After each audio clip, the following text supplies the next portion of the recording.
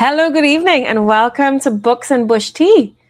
I'm hoping that everyone can hear me, and I'd like to invite you to spend some time with us this evening and enjoy our time with our books.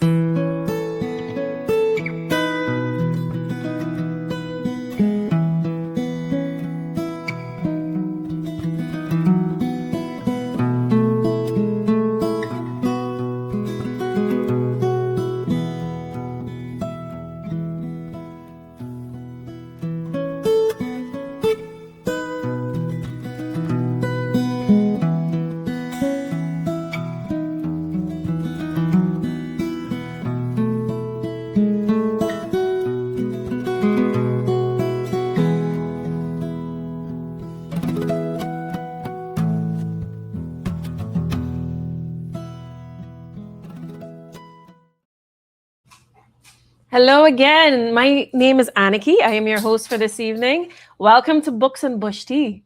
We're going to talk about books. We're going to talk about goals for the year. We're also going to have a wonderful guest this evening. I'm going to have with me this evening the lovely Mrs Joy Basdeo. I actually have her book, and I don't think I brought it over here, but I love it. You're going to really enjoy talking with Mrs Joy about her book this evening. But before we do, I wanted to take a quick recap of how things went last week. So if you're joining us for the first time, this is Books and Bush Tea. We talk about books, we talk about reading, we talk about writing, and we spend a lot of time together just enjoying the written word and all of the things that we can do with it. But today, I just wanted to spend some time and recap. If you haven't seen the episode that we did last week, I really, really recommend it. You can find it anywhere on CMR TV. We spent time speaking with 5 Cayman readers of all ages and nationalities and backgrounds. It was actually really lovely. We had Miss Carolyn Smith, who is a poet, and she really spent some time recommending wonderful Caribbean writers that we can enjoy. We also had Nico Moxham. I think Nico might be 10, he might be 11, but Nico is one of the most fascinating little readers we've had. He has so many really strong opinions on reading, and I really enjoyed having Nico on. We have to have him back. In fact, all of our guests from last week, I would love to spend more time with this year. We also had Miss Caroline Allinger talk to us about the life of reading and having a book in the bathroom, a book in our purse, audiobooks going in traffic, and spending time just really enjoying reading. And when you can, like when you're in a busy life, just grabbing a book and going. Caroline has also been a guest in Books and Bush Tea earlier on in our time together, where she spoke with us about plays and drama and the written word and enjoying them. And then we also had Felix join us, Felix Manzanares, and he was talking to us about the books that he really enjoys, which are a lot of them are nonfiction. And we also spoke with Hilton Grace, who is a poet. He's also the leader of Floetry, and I really am looking forward to him coming back and spending time with us. But tonight, I really want to talk about you. I want to hear how your goals are going. And I'm going to share a little bit about my reading life before we have our wonderful guest, Miss Joy, joining us. Miss Joy will be joining us at about 8:30. And I'm looking forward to having her with us. Okay. In 2020. I really want you to take a look at this, because this is actually applying to the United States, but I think it applies to Cayman as well. And it's a little bit disturbing to me. So let's just I follow all these people on social media and about books. I'm really deep into book talk and Bookstagram. So if you actually follow us, it's called Books and Bush Tea Show on Instagram. I'm always resharing these things on stories, but this is one of them that really struck me today. And he's actually speaking about an article in The Atlantic, which of course is a literary magazine. I mean, The Atlantic is like more than a literary magazine, it's an establishment. So he's talking about a really interesting article in The Atlantic, and I'd love to hear your thoughts on this and what you think about this and whether or not it applies to Cayman, and if so, what do we do about it? In 2025, just one book You belong to an endangered species. That's the opening line of The Atlantic's latest dirge for our collective reading habits. Reading is a vice, and I'm sorry, but it is a must-read. In the bookish parts of social media, it's easy to forget just how far reading has fallen in this country. But if you're concerned with us becoming a less literate society, and I think you should be, then I'd offer that it's even more important to get people from 0 to 1 books than it is to get them from 1 to 100 books. Kitch, the piece's author, cites this study that shows that daily pleasure reading fell 3% a year every year for the 2 decades between 2003 and 2023. Obviously, this trend has concerned the literary set and educators for a while, but frankly, no one has managed to solve it yet, and I think Kitch shines a good flashlight on one of the newest hooks, one I've been guilty of making, which argues that reading is essential for democracy. The problem, as Kitch points out, and a certain political party should probably know well by now, is that almost no one who isn't already engaged in the behavior is motivated by some lofty call to save civilization. Kitch argues, and I think he's exactly right, that we attract new readers by centering on how pleasurable the activity of it is. I think that's what the girls who read romantasy have exactly right, and all the boys confused why they can't get through their copy of 101 grind-set ways to hustle your life have exactly wrong. Reading should be fun. And fun can sometimes be pointless or even counterproductive to like raw capitalistic endeavors. And that's a point that I think is really well made by Kitch.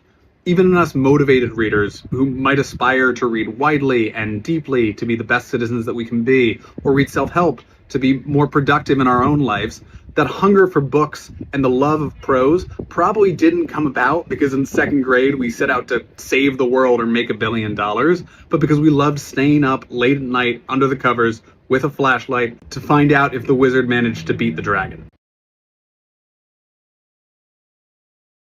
I mean, this is so me. Like just the thought of the little kid that was under the covers with the flashlight kind of threw me back to my life, because my parents kept us in books constantly, and they would give us a bedtime, and you'd be going to bed, and then you have your little sneaky little light under your under your covers. And sometimes it would be me reading to my brother at, after lights out. But it's interesting because they talk about the pleasure of reading and how important it is to enjoy reading. And it's something that I highly recommend that we think about very, very carefully, because reading is, yes, it is functional, and yes, there are important things about reading that we do. But if we are not enjoying it, then we don't actually build it as a habit, and it becomes a chore. It becomes another job that we have to do. And so this is why you would have heard me last week with my nonfiction people. And nonfiction can be incredibly pleasurable, don't get me wrong. But when you're talking about self-help books all the time, I highly, highly recommend that you throw in some pleasure to make it easier, because you actually build a skill, and it's almost like building a muscle when you're actually reading for pleasure. So, but before we get into that, I also wanted to talk about the first part of that clip, which was, it is more important to have the person who doesn't read a single book get to 1 book a year than it is for us to be aiming for 100 books, or 200 books in 12 months, right? So our reading goals are going to be very lofty for some of us who have been doing this for many, many years. But it is so important. It's actually less important to me that someone who is an avid reader, it is going to set some kind of lofty goal. It is far more important to me to have one new person pick up a book and say, you know what, I'm going to finish this. And what's the key to that? Like, one of the things that I loved about my interview with young Nico last week is that he talked about not wanting to read graphic novels, but wanting to read the book first, or wanting to read the book before seeing the movie. And he said something incredibly powerful. I mean, Nico is 10 or 11, but he had it in his mind. I prefer to read the book first, because then my mind captures the image, and my mind creates the image before I have someone tell me what to see. And I love that, because I think he was dead on. It was such a brilliant thought, and out of the mouths of babes, the wisdom of that statement. Because one of the challenges that we're finding with the dropping in reading in society is that you have a generation of young people who are so accustomed to being told what to see. Or, you're in video games, they're very visual. You're watching TV, it's very visual. You're on social media, it's very visual. There's no imagination. There's nothing left for the imagination to do. And of course, the imagination is also a muscle. So if we're not building the muscle of our imagination through practice, which is what reading is, like daily practice, if we're not building that muscle, then when it comes time in our work, in our processing, in our solving of problems in the world, we then have to pull out this muscle that we haven't been exercising. And it's not as easy to do. So I always say that, reading, yes, there's so many reasons why we read, right? There's so many reasons why we read, but there's so many benefits we don't even think about before I get into like the reasons to read. I just I found this cute clip online. Once again, I'm on Bookstagram and Book Talk, and this is one of those things, like, read one book, right?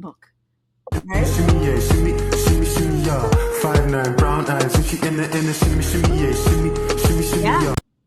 Right now, there is someone who has yet to discover their love of reading, and all it takes is one book. So I'm committed to being a book recommendation receptacle. Like, if you are looking for recommendations on what that first book should be, please do not be shy. You can email us. I'm going to put up our email, and I'll give you our phone number. Hold on a second. Our email is aguticollective@gmail.com. So you can give us a call, you can WhatsApp us, or, just send me a note on social media. We have the Books and Bush Tea show. We have the Books and Bush Tea, page on social media, on Instagram. So you can call me and message me even right now, wherever you are right now watching from, you can send me a message. If you're looking for book recommendations, if I don't have one up my sleeve, I'm going to find you one by next week. Like, you don't even have to ask twice. Book recommendations is what we are here for. There are also some really cool book clubs, but I'm going to get into that a little later on, right before we get Miss Joy on. I have a couple of things I want to cover before we move on. Okay. Now, why do people read? We have a list. There's so many reasons why people read. And I'm curious to hear why you read. If you're a reader, if you're not a reader, why are you not a reader? So please feel free to send messages. I'm actually going to give you a couple of reasons why people read. Like right now, I'm actually, I am a reader that reads to escape. I'm a reader that reads for pleasure. And in 2025, I read a lot to escape. And so you notice that one of the things we talked about last week with some of the other readers is that your reading changes throughout your life. So there was a time in my life where I could not reread a book. If I'd read it, it was over. It was done. That world was over. And I would move on to the next one, because I had this way of being around reading where it's like, there are too many books in this world. I'm never going to be able to read them all. So I'm not rereading anything. But when when you're going through a tough time, sometimes it's really, really lovely to read something that you know how it's going to end. You don't have to get anxious about it. You can enjoy the book all over again. And so I actually have some really lovely books that I kind of turn into my own personal adult bedtime stories and listen to when I go to sleep, or I'll read them before I fall asleep. So relaxation, just to rereading can be very, very relaxing. Escapism is another one. I know that one of the ways that I cope, some people drink, some people spend money, some people do all of these other things in order to cope with some of the difficult times of life. But I actually find there's a genre of reading that I do to completely escape. And that's when you pick up a fantasy. Like, I'm no longer in this world. I'm not thinking about politics. I'm not thinking about, I'm not thinking about any of the dramas of life. I'm not thinking about work. But this is a place where I get to escape, right? So that's one of the reasons for reading, right? So escape, and sometimes relaxation. Another one that we keep coming up and finding, and particularly in our male readers, which I found fascinating so far, like all of the male readers I've spoken to, they're reading about leadership, they're reading about self-improvement, they're reading about a lot of other like self-improvement and development type work, right? So, and it's more than just self-help. It's actually, some of it is very psychological. And I noticed like Robert Greene books have come up a lot in the readers, the male readers that I've spoken with. That's like the 48 Laws of Power. I can't remember how many Rules of War. He has some really, really good books. And I've read some of those books and I highly recommend them. And I also recommend like having other types of reading that is going to engage you as well. But some of those are very, very engaging. And then, of course, we have the reason to, like, my niece reads so that she gets inspiration for her art, right? So there's an inspirational element to reading, so where some people actually read to get inspiration.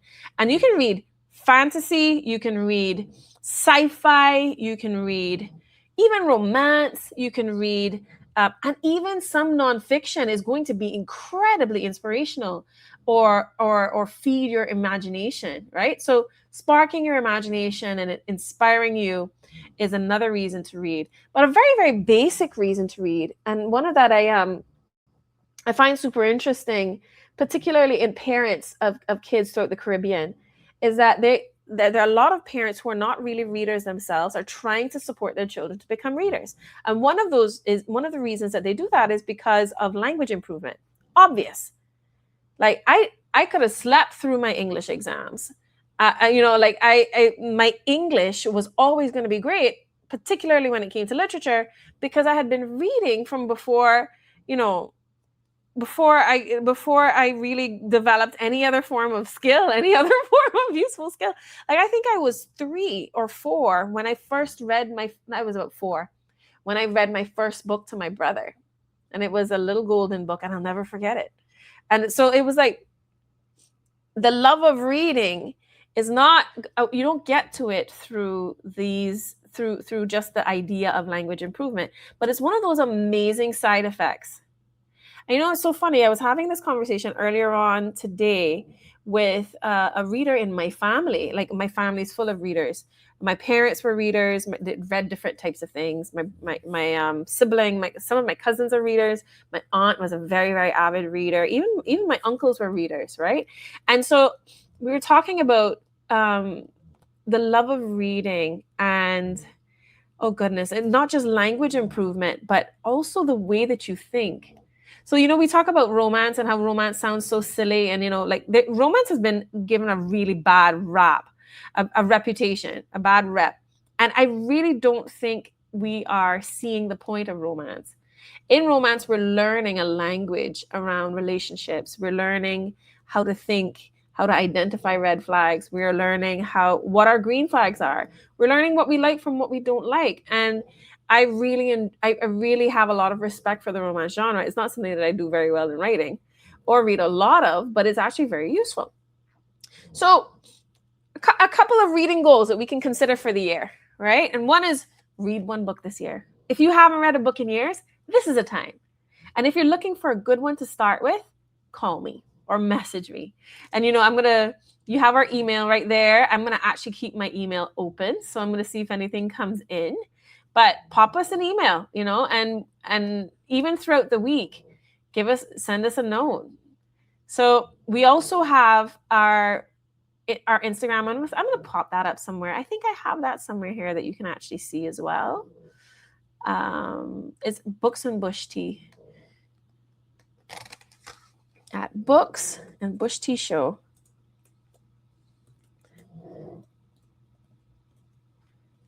And that is us on Instagram. These were all set up earlier, but for some reason they went missing.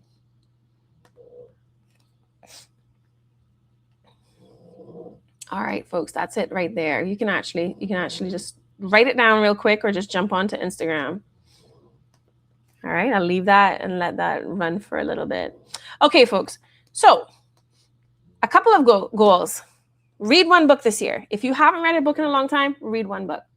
Another one that I really recommend, particularly if you live in the Eastern Districts, is get your audiobooks and listen to them in traffic. One of the things I love about audiobooks, and this is something that, they're starting to identify, audiobooks are very important. They're very, very useful. We don't talk a whole lot about them, but because, and they sound like they're cheating. You feel like you're cheating, but actually you're getting the same kind of language development from an audiobook as you are from reading the book. The thing that you're missing, the only real thing that you're missing is spelling. Spelling and perhaps a little bit of the grammar, right? But you're hearing the construction of sentences, because as a reader, when you're reading something with your eyes, you're going to skip over things. You're going to fast forward your reading here and there. However, it's really, really useful to hear every single word. Like when you're actually having someone read it to you, they're reading every single word. They're skipping nothing at all. So that's actually pretty interesting. They're finding that benefits to audiobooks are very, very similar, and in some cases superior to actually reading a book. Another goal could be to read books as a family or as a couple. My partner and I, we are reading a book right now. He actually selected it. So find the thing that you're interested in, and there's going to be a book on it. So he's very interested in space, and he found this amazing book, and I'm just interested in reading, period. So I'm a really easy sell. But finding something that you have in common and then getting a book on it. I know right now that heated rivalry show is going crazy all over. I saw somebody that I follow on my books on my books Instagram picked it up, and she's like, "Oh my gosh, I got a copy of this salacious material." And I'm like, you know what? This is the kind of thing, like, if it's interesting to you, get your hands on it, right? Get your hands on it, whether it is an audiobook, whether it is a ebook on Kindle, or if it's something that you actually can get your hands on where it's actually a paper. Now, there are also goals that you can make, but be reasonable with yourself when you're setting these goals. Somebody like me, I don't even set number goals anymore, because as soon as I finish one book, I'm picking up another. And sometimes I have 4 books going at the same time. Right now, I think I have 3, 1 nonfiction and 2, and then the audiobook. So setting yourself 12 books for the year is great. If you haven't read a book in a long time, that is not for you. Read 1 book and then see where you want to be. Setting 12 books, whereas 1 book a month, is actually a pretty reasonable goal. That's pretty heavy. We all live busy lives. We can do, that's a very, very respectable goal as well. Now, there are folks out there who are setting goals to read 100 books in a year. But you know what? My goals this year are going to be a little different. Like this year, I'm going to be reading a different genre. I need to be coming out of my fantasy loop right now. I am reading for enjoyment. So I'm not setting myself a number goal. I'm going to be reading a little bit more nonfiction. And before we, step over and get into to meet with our guest who's going to join us very soon, I don't want to step over the fact that there's also more to the literary world than the reading. Sometimes there's also the writing, right? And so this is a really different place to play, because it's easy to say, please read. Like, reading is something we all need to be able to do. We need to read packages. We need to understand the receipts that we're given. We need to read contracts. We need to, reading is something that every single one of us needs to do. But writing is something that not all of us really create a goal around. And so I didn't want to step over the writing goals that could be set for the year. Now, I'm a journaler, right? So I actually always have a journal, but this year I'm trying to do something a little different, right? When we're journaling, let me just check in on our guest at the same time. When we're journaling, we're processing the things that we're living with right now, We are processing our thoughts. We are forming our opinions. Oh, I need to send just hang tight. I'm going to send this again. We are putting ourselves, we're teaching ourselves how to think. We are questioning ourselves. It's almost like a therapy session. That's one of the things that I really, really love about one of the things I love about journaling is that it's so funny because I also had a coach and a therapist, and with my coach and my therapist, I would sometimes take my journal because I process this. Let me help you catch up with where my head is at right now, right? And it's actually a very, very powerful tool for your own mental progression. I don't know how people live without it because I'm so dependent on it myself.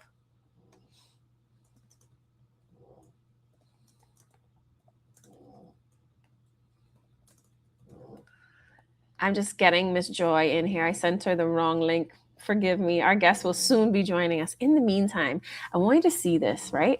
So, journaling is one thing, but art journaling is another. And I find that sometimes I have to stop writing and I need to just put my thoughts out there in a different way, right? And I just got myself a sketchbook for the first time in a very, very long time. And so my sketchbook is now like a separate form of journal for me. I've been playing with this all week. I know it's a little bit blurry. I'm sorry. But this is like my first entry in my sketchbook.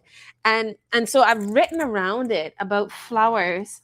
And it's a bit of a tribute to my grandmother because she was on my mind this week. It was her birthday. So I have a photo of some flowers that were growing in my front yard and decided to just spend some time in the feelings, which is another thing that is useful for the writing is useful for. But before we jump into that, I'd love for you to see something that's even easier to do. Like you don't have to be a good artist to start journaling. This is one of the things that I love. It's a new thing that has taken off in the last 5 or 6 years, but I think it's always been a part of Japanese writing culture. And it is, they use washi tapes and stickers, and Japanese stationery is kind of famous all over the world. But take a look at this. I actually follow this account and I've ordered from them a few times and I really, really love them.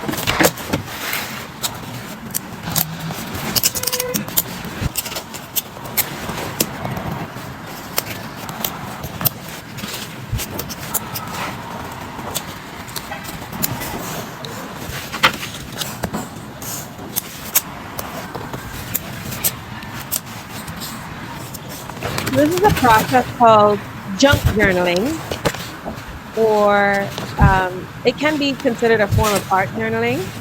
And you can see that they've left places for them to write things in. But it's actually a really, really fun process of playing within your journal and seeing what you can create and using stickers, some other form of art. And it'll actually open you up to being able to just express yourself in a different way. Now, before we invite our guest to the stage, and she's here, I'm so glad. Hi. We are going to, I just want to touch base on one last thing. So we talked about our own goals and starting where you are and doing the thing that you really enjoy doing and finding the one topic that is going to hook you into it. And if you haven't read a book in a very long time, don't be setting a goal to read 100 books this year. Grab yourself one good one and just get into your reading. We've also talked a little bit about journaling. We talked about what the purpose of this writing and reading exercise and practice is and the benefits. But another beautiful thing that I don't think we talk enough about, and some folks don't even know that it's available, is that there are wonderful communities where you can share your love of reading and share your love of writing. Right now, I'm actually a part of the Floetry group that meets on Thursday nights, and I haven't been there in a little while. at least one Thursday night of the month, we meet at the Hartwell Theater and share poetry, and there's a featured poet. And there's also a really cool group, and you can find them on social media on Instagram, called Underground Sessions. Underground Sessions is also once a month. It's a younger crowd, and there's a lot of really cool writing. And some of that writing is performed as music. Some of it is rap. We have poets. They're comedians that go in and try their hand at the open mic at Underground Sessions. And there are also other places. There are groups online. We have quite a few book clubs that have been popping up online on social media. There are a few of them on Facebook. And there's some really cool places to be. So I am just going to invite you to be part of this. Have this be one of the things that you thoroughly throw yourself into in 2026. It cannot hurt. It can only help. And just enjoy it. Don't take a goal that is too big and too lofty, one that you are not reliable to complete. Make sure that you're being realistic with yourself so you don't beat yourself up about it, right? And do something you know that you're going to enjoy. Like, find a topic that you know you're going to enjoy. And if reading is not where you start, let writing be the place that you start. And if writing is not the place that you start, let your art be a place that you start. But find a way to express yourself and dip your toe into this world. Now, I would love to invite to my stage Miss Joy Basdeo. I know her as Miss Joy, and she is the author of, see right here? Hi, Annikki. Hi, audience. Look at that beautiful cover. So Miss Joy has a lovely book out right now, and I'm excited about it as personally, because it's so close to home for me, right? So Miss Joy, tell us about your book. Well, it's finally here. It's called Slice of Home, and it's a children's book that I wrote for my grandkids. All the stories are new. Are real.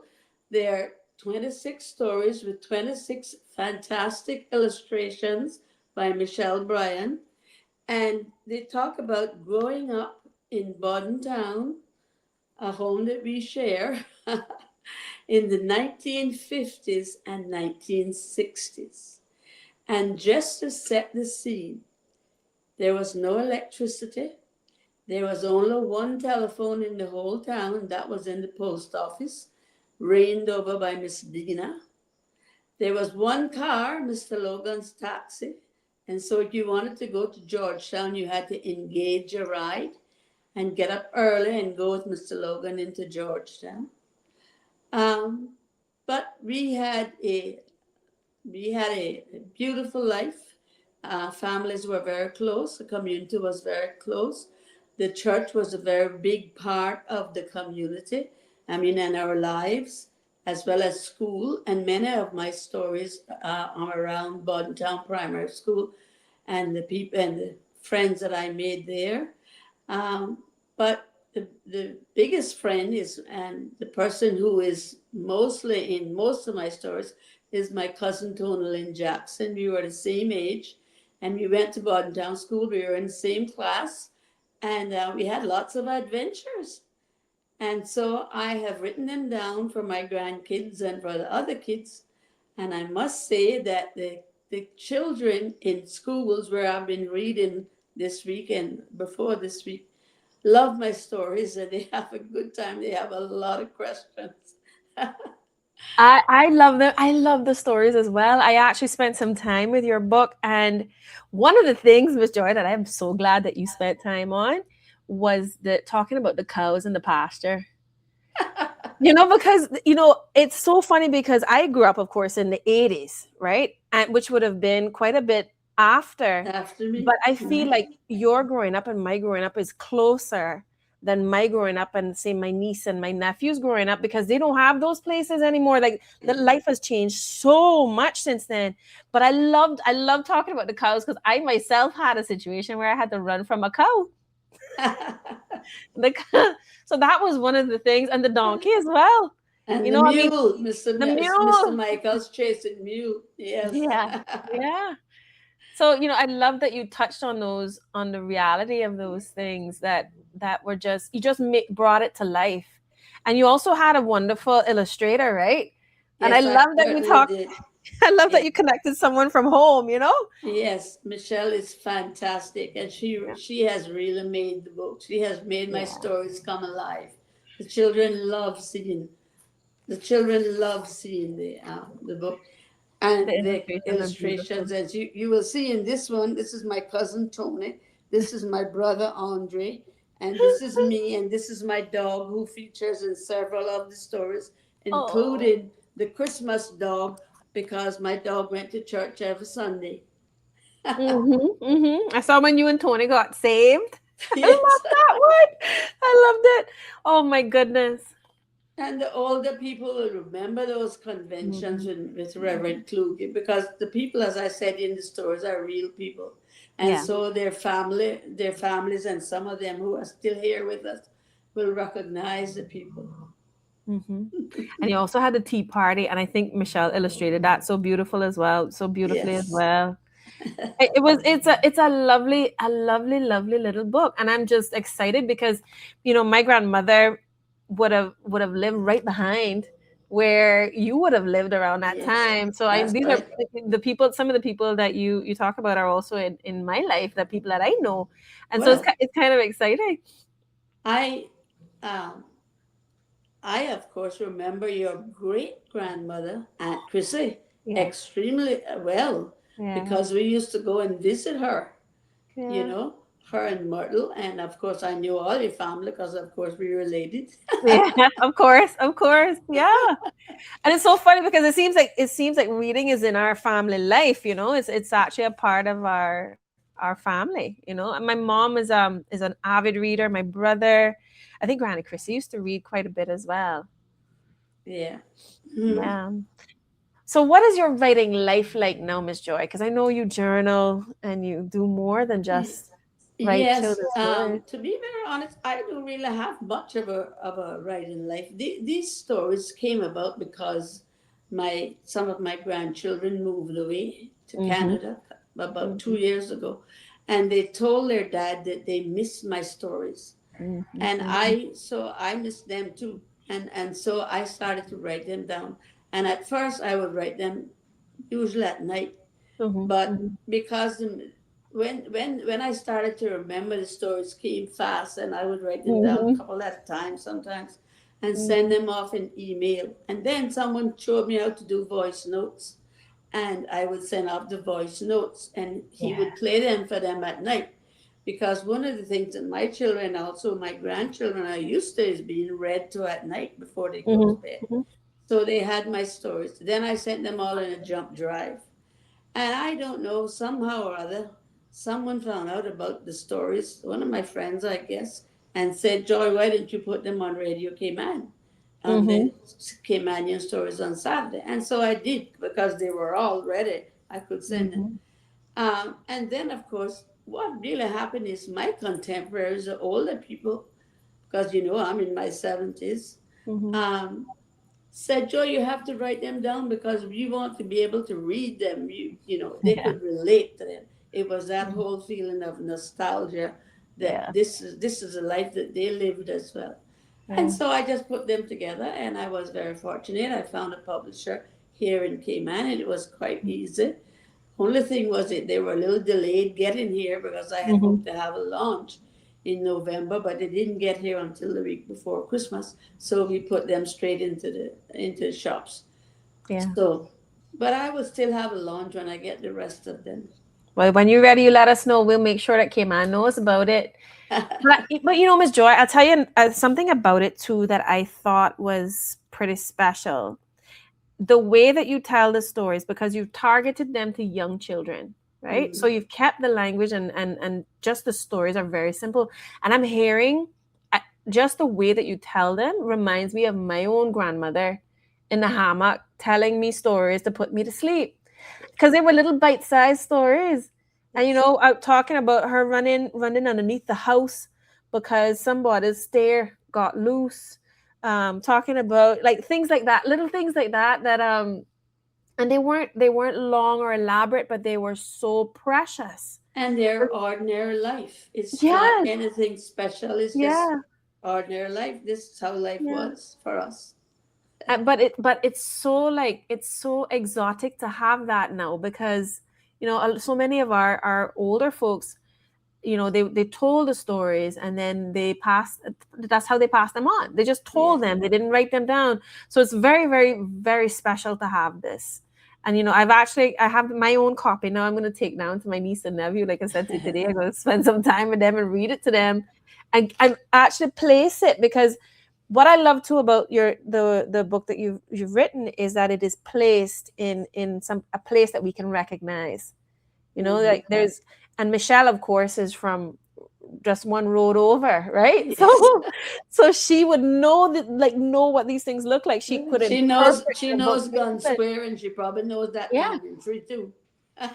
And the Neesberry tree that you were telling me about too. I Yes. mean, I've known that Neesberry tree my whole life, So these were the landmarks. These were the places Yes. that That's that true. made that some of them remain, and it's very special to have them still. But Miss Joy, you're also a reader, and this is a sweet part, right? Like, Yes, I what am is a your reading reader. life like? I have always been a reader. Hmm. Hmm. Tell us what you're reading now. Well, reading now. Actually, I'm reading nonfiction right now, Hmm. which is very unusual, but it's nothing for me to have 5 books going at once.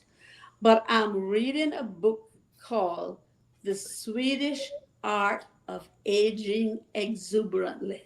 Oh, I gotta write that one down. The Swedish art. Art of Aging Exuberantly. You can get that for your mom. Oh my goodness, I I think think I we're in will. the yes, and it's very, very interesting, but it is nonfiction. Is it? It sounds like it would be fun. Well, it is fun because the woman who's writing it is, I'm not sure because I'm just getting into it. I'm not sure of her exact age, but I know she's older than me, probably in her 80s or 90s. Hmm. She's really talking about preparing for the next stage of your life, which is Hmm. exactly where I am preparing for the next stage of my life. Um, because now I'm retired and able to do what I want, really. Hmm. And I'm also reading, in fact, I have 4 nonfiction going right now. Oh wow. I Okay. have a book called Wintering by Catherine May, which I must recommend to anybody who's going through a very hard period of time, Hmm. um, because that talks about dealing with a big, I wouldn't say catastrophe, but a big thing in your life, a big Uh, and so I've been recommending that to people. I sort of got connected with that because, I have not long ago, earlier last year, I trained as a certified grief educator because I had been very ill. And in fact, today is 12 months since I got out of hospital. And I'd been very Congratulations. ill. Yeah, I had been in the hospital for 4.5 months, and it was very bad. But now I'm doing fine. But it's just that my life is is different now. I think being so ill has changed me a lot. And one of the things that I did was to do this course on grief education, how to help people deal with grief and loss. Hmm. And I did that because of wanting to volunteer. I've had a very busy, very good life, Hmm. but I haven't had much time to Yeah. do things like volunteering. So now I want to volunteer. That's my goal. Now I want to volunteer, particularly with senior people. And Okay. I've been going around to senior groups, and they love my Hmm. stories. But I'm also volunteering with Jasmine. I hope to volunteer with the Red Cross just to fill up my time with working with senior people because I think that the seniors need loneliness is a very big problem in Cayman for our seniors, Yeah. and so I want to work with them, I volunteer to imagine that work with them. there must be a lot. I mean, I think our seniors are also grieving a time past. I feel like that's a normal Yes, thing for most seniors, like yes, anybody that gets to that stage in life. But I don't know. I feel like this is a time. like my grandmother, who is now gone, her birthday would have been yesterday. She said she used to come out very often until I would say about 5 years before she passed. Mm-hmm. And then we would take her out for drives, and she did not know where she was Yeah, because the landscape has changed so significantly. So there's that's a true. there's a feeling of disorientation for a lot of our seniors as well. Mm-hmm. And you say wintering has had Yes, happened me. Winter is talking about when you're going through a very bad stage in your life, Hmm. whether it's Hmm. a loss, whether it's a death, whether it's an illness, and dealing with that. So Yeah. wintering is that period of your life, the winter time. Hmm. And it's a very positive book in that spring is coming. It's Hmm. going to Hmm. come. Don't forget that this is all a season, it's going to pass. Yeah. The other thing that I have been reading, and I haven't got very far into that, is a book called Being Mortal. Again, this is nonfiction, which is unusual for me. And this is by Atul Gawande. And this is talking about illness. I guess I got into it after my illness. Hmm. Hmm. And the other thing that I'm reading, I think I finished that one, is a book called Signs, which your audience might be interested in. It's by an author called Laura Lynn Jackson. And it talks about, if you believe this, how people who have passed on Hmm. can leave signs for you. Oh my goodness. Yes. It's very, very, it's a very Oh my interesting. goodness. Yeah, and I happen to believe that. So, I do too. Oh my goodness. That should be fun. yes, I'm interested in I that one finished for that one. That's sure. good. That's good. Yeah. Yeah. I, So but that's what I've Miss been, Joy, do you listen to podcasts? that what? Do you listen to podcasts? Not too much. I don't find a lot of time for that. Why? Okay. Because there's a really good one called the telepathy tapes. Okay, I must put that down. I mean, I listen to some, but I not know all you that were an many. educator, right? Your history Yeah, was you were yeah, very much involved in education, so this might interest you. And I'll tell you why. It was a it started out. The first season is about autistic children, nonverbal autistic children, being able to communicate without speaking. yeah, And so they did a lot of testing to see these people were actually reading other people's minds. yeah, And in the second season, it talks about other forms of strange communication, remote viewing. So, for instance, my brother and I have this thing where sometimes if something very big is happening in our lives, he will see it when yeah. something's happening in my life, or I will dream it and something's happening in his life. And so they call that remote viewing. And these things Okay. happen between families. And of course, there's all sorts of strange things like pet communication and mediumship and all those things. Oh But yeah. you'd be very interested in that. I think you'd Yes, actually like it. I'll certainly have a look at that. I'll Yeah, certainly the have a look. telepathy tapes. I'll send Yeah. that one to you, but I'm very interested in signs. That Okay. sounds like that's just right up my alley. Yeah, People it's good. connected to the same thing, you know? It's an ebook. It's very easy. I'd heard about her before, but this is a new book she has out. Okay. And in terms of fiction, which Hmm. really is what I read, um, and I'm always on a lot of threads about Hmm. reading and people recommending books and stuff. So I read a lot last year. I made a list of them. My favorite book last year is called The Correspondent from Virginia Evans. I don't know if you've heard of it. That one It has been on a lot of book lists yeah, it's recently been on a lot of lists. and It's about awards. a 70-odd-year-old woman, and all the story is told through letters that Mhm, she wrote. It's a beautiful book. A lot of mhm, people have talked about Theo of Golden. You would have heard Theo of Golden. I didn't write mhm, that down, but that's been all the list top fives and stuff. mhm. I I a haven't heard partic that one. Yeah. Um, Mhm, it's a good book. I didn't think that it was good, but it wasn't as good as all the hype. But it mhm, was a book about being kind, and I mhm. could see why it would appeal to people. Yeah. So that was good. One of my favorites is called All the Colors of the Dark by Chris Whitaker.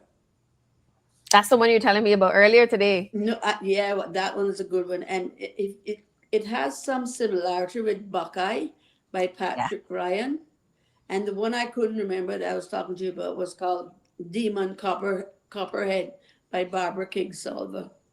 Oh, okay, And okay, these okay. are all about, they're about boys. Yeah. Now, boys that had a hard life and how they came through. Of those three, I would say certainly All the Colors of the Dark was my favorite. Okay. Yeah, and then I've just finished reading My Friends by Frederick Backman. I Mm-hmm. don't know if you know him. I have read everything that he wrote. He No. very, very good. He is I think he's either Danish or Swedish. A lot of Mm-hmm. people talk about Broken Country by Claire Leslie Hall. Mm-hmm. Um, I actually ended up reading that twice. I read it when it first came out, then I forgot it. And I Yeah. read it again. And then I said, oh, I think I've read this. It was good. It wasn't great. So what else can I tell you? Right now, the other thing I'm reading in nonfiction is by an Indian writer called Arundhati Roy, and she wrote a book that won the Booker Prize actually called The God of Small Things, which I Ah, read a long time ago. that's on my list for this Yes, year. The God of Small Things. I enjoyed it, but she has just written a nonfiction book about her mother called Mother Mary Comes to Me. And I know Yeah. I'll be reading that this whole week or as long as it takes because it is very, very well written. She's Yeah. an excellent writer. Another good one that people will enjoy is called The Wedding People by Alison Espach. I don't know if That's you've also read on my that. list. Yeah, they made a movie of that. The movie was good too. Um, and last week I was reading a new author. Um, Her name is Charlotte McConaughey, Hmm. and the book is called Once There Were Wolves. I thought that was good. What is that one? That one about? It was about twins. Oh. Yeah, it was about twins. It Oh. was it was good. So I guess that's like So Romulus and the reference to the yeah, world, that was a Remus very and very Romulus. good. We Yeah, actually have a comment come in from Richard Parson. Author Barbara Kingsolver never that's right. disappoint. Never disappoints, Ricky. She wrote one that I loved, and I'm trying to remember the name of it now. It was about the African family That's what that happens when you read so much. You I can't know, read. I know. I have to find that. I'm gonna tell you in a minute. It was one of her most famous ones. I'm trying to remember the name of it. The Poisonwood Bible. The Poisonwood Bible. Yes, I read that one too. Oh my goodness, that Yeah, I think that about was that book and I get the chills still. that was very It good. was so fascinating because that just what our family went through. I could see it, like Yeah. she really brought it to life. Really, really good.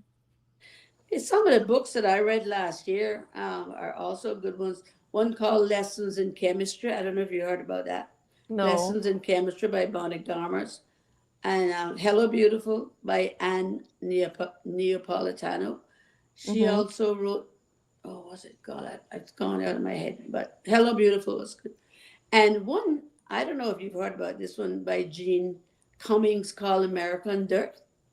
Yes. I've Very, heard of very, that one. yes, a very, very insightful and strong book. It's about Mexicans trying to Mm-hmm. get into the USA. And Mm-hmm. man, Mm-hmm. Mm-hmm. that will hold you. Some of them are so like so gripping at the same time as terrifying. Like there's so much tension in some of these books. Yeah. And I find sometimes I have to put them down and then come back to them later. Oh yeah, I Just do that I all the go time. go cool off a little bit. Yeah, it's a good Yeah. thing I can have them in ebooks because I'm Mhm. always reading three or four at a time. Yeah, and you run out of space. I only recently remembered that there's also the book loft, right? So you don't have to Yes, you can go up to the book loft and hand books in and take books out and you're good to and go. I get really, books. really love that you can do that Yeah. stuff. Secondhand bookshops are one of my favorite places in the world. There's one in New York I used to go to that I really liked, but they had like a lot of like feminist and political and like like some of that hardcore stuff. Yeah. There was one book that I found there that I'll never forget. It was the hand that cradles the rock. Oh my. Yeah. Oh. It I hadn't was heard about that one. that was feminist poetry. It was an old book, but you're not gonna Okay. find the old books in bookstores anymore. You Yeah. can find them in the secondhand Well, you shop. can hardly find a bookstore anymore, to True, be true. honest. Yes, But you can hard. find secondhand It's bookstores. hard. Tell you that. I Yeah. just hope that have you ever been to the Strand in New York? No. There is a bookstore. I think it's the biggest secondhand bookstore in the world. It takes up Really? a full city block. Okay. And it's multiple stories. If you ever go to New York again, I think it's near Union Square. I think it's near Union Square. Highly recommend, Miss Joy. You would be in heaven. You would be in heaven. You would very much enjoy it because they're very particular about the quality of the state of the books, right? Yeah. The condition of the books. So they only accept really like good, clean books. So you get really, really good quality Good stuff quality there. books. Yeah. Yeah.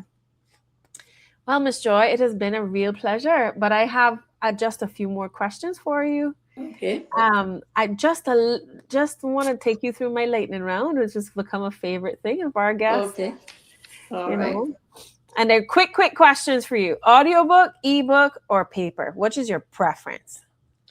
My preference is paper, but I seldom get paper anymore because ebooks are so easy. And of course, if I see a book I want to read, I can download it immediately from Apple.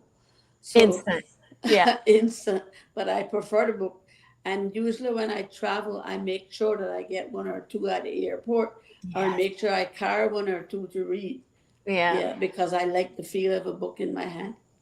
Yeah, I like a book on a plane, and I love traveling from England because I feel like you find the best books in their bookstores in Heathrow. In Heathrow. That's some of my favorite books I found there. But fiction or nonfiction? Both, but fiction mostly. Do you reread, or is it just one and done?